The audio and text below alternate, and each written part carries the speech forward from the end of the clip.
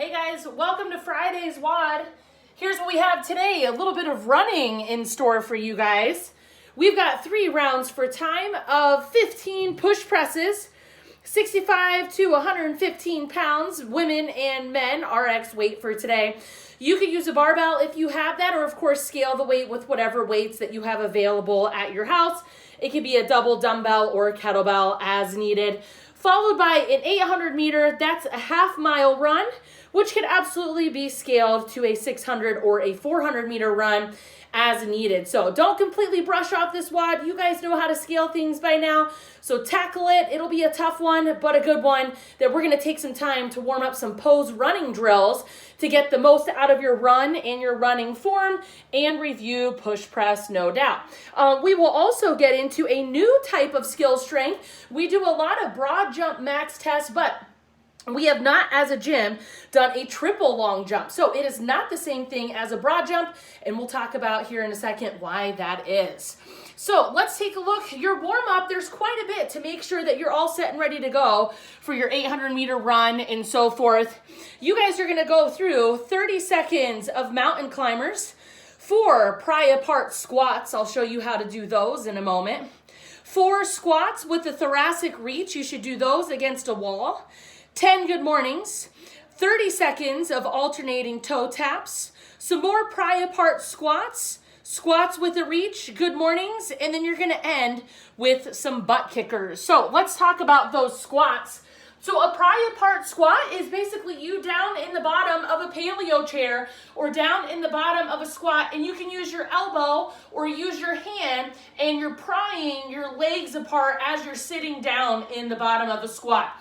You can stand, go back down to your squat. The point is each time you should be loosening up. My heels are planted on the ground. My foot in general is on the ground, and I'm opening up this stance. So I'm really prying those apart.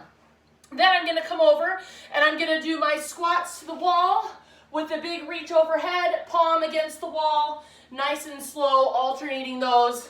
Getting my legs nice and stretched out.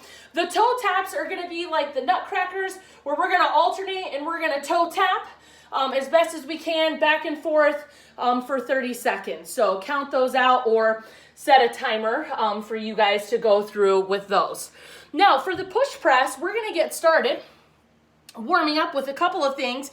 You're gonna do 5 of each of these. So without any weight, we're just gonna do this with our hands. We're gonna do an overhead reach and an arch hollow. So we're basically gonna be snapping back and forth, kind of like a worm. Then we're gonna do the bottom half of a shoulder press, top half of a shoulder press, actual shoulder presses, and then dip drives leading up to actual push presses. So we're gonna get those movements down and warmed up before we add any weight. So the first one, I wanna do an overhead reach where my arms are covering my ears, and I'm gonna alternate back and forth between a hollow hold and an arch hold. So I'm gonna snap back and forth between those. So I'm gonna banana my body and then arch my body back and forth 5 times.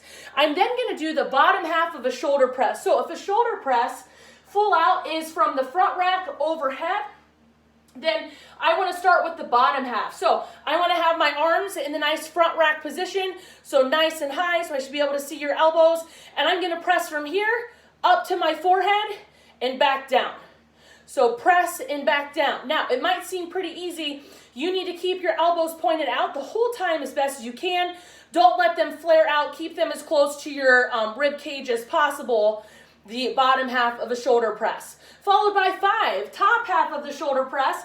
Let's say we're starting here already at our forehead in our front rack position, and then we're gonna fully extend overhead. Back down to at our fists are at our forehead, extend overhead. That's the top half or the finish half of the shoulder press.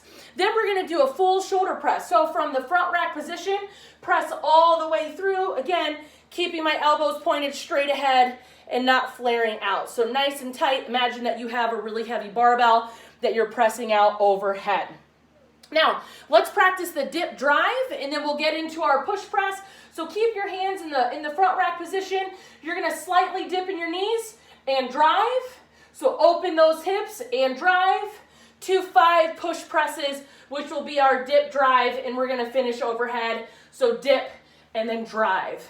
So make sure you're punching the ceiling every time when you come back down. That dip drive, I'm resetting and punching out overhead. So you might be using something like a barbell, so I wanna practice my front rack from here, my dip and my drive, or it might be 2 sets of weights in either hand. Just work on that front rack position as you go through for today.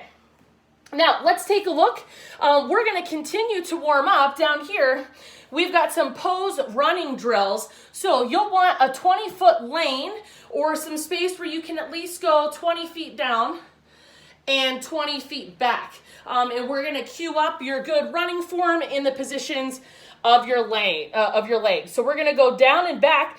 We're actually gonna practice the bouncing pattern under your feet and how to get that lean forward and make sure that your legs and your running stride never gets interrupted as you go through your 800-meter run for today.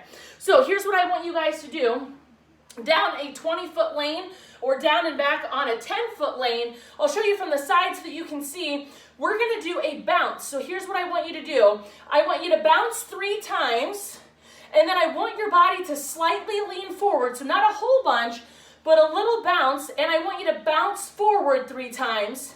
Stop and bounce in place. Lean forward and bounce, so forth, all the way down your 20-foot lane. So it'll look like this. I'm gonna bounce 3 times, lean slightly forward and bounce 3 times, catch myself and bounce 3 times, and keep going. So it's a slight lean, but I'm keeping that cadence of my bounces under my feet. Followed by an alternating bounce. So now I'm just gonna incorporate both feet into it. So real quick, I'm bouncing back and forth on both feet. I'm gonna slightly lean forward, bounce in place 3 times, lean forward, so forth. Go down your 20-foot lane, alternating your bounce now. Now, we're gonna get that pull in, so ultimately, right, a runner is gonna bring your knee up off of the ground. And so far, we've just been bouncing with our knees relatively at a soft bounce. So now what I want you guys to do, it's gonna take a little bit of coordination. I'll show you from the front view first. As I bounce, I'm gonna alternate one leg the whole time is gonna be pulling up like I'm running. So it's gonna look like this. This leg is gonna be bouncing, this leg is gonna pull up. So it's a bounce pull the whole time. So again, I'm gonna bounce, pull, and then I wanna stop and make sure I do that with the other leg as well. So let me get this leg pulled up. So I'm gonna be bouncing, and as I bounce, now this leg is only coming up. So it should be right under, so I've got one leg planted the whole time and one leg alternated up into my running position as I'm going down my lane. Then it's simply just a matter of practicing that all together. So instead of alternating those, now I'm practicing my full run stride down my 20-foot lane with a slight lean taking me forward. So take the time to work on your run. We're definitely gonna see more of that as summer is upon us. So learn something from those pose running drills.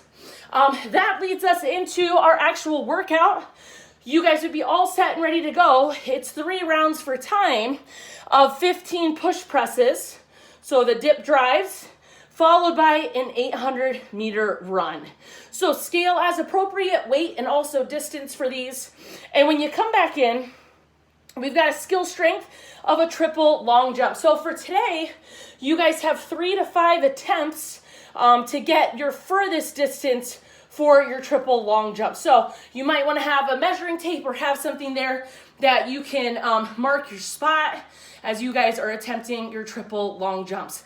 Now, a big difference between the triple long jump and the broad jumps that we normally do is 1, you can get a running start in the triple long jump, and 2, the triple long jump, if you've ever seen that event in the Olympics, you are taking off from 1 foot. So it's a little bit weird. If you're a beginner at broad jumps or jumping in general, I would just do broad jumps. So take a look in Sugar WOD. It walks you through some jump progressions of how to warm up for those, and then how to eventually build up into doing a triple long jump on a single leg. So give it a shot, or just stick with normal broad jumps. You'll write down your biggest distance in sugar WOD. So have fun with that one, guys. Good luck.